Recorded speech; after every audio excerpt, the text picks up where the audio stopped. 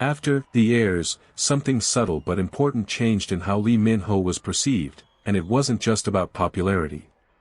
By that point, he was no longer simply a successful actor with a few strong roles behind him.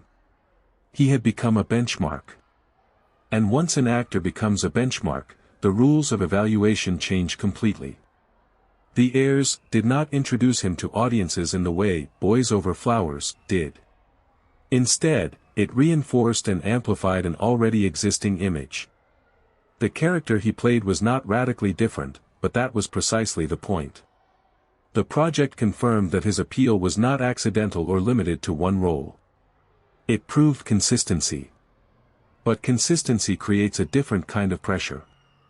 When audiences start expecting a specific emotional tone, a certain type of presence, and a familiar rhythm of performance, deviation becomes difficult.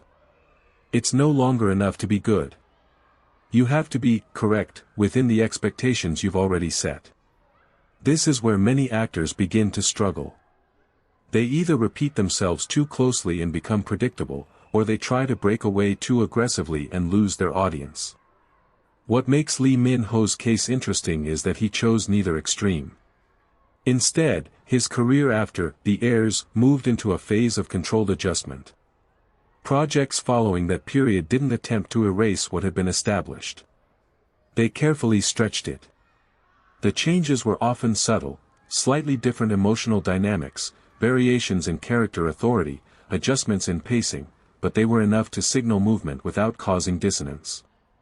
From an industry perspective, this is a high-discipline strategy.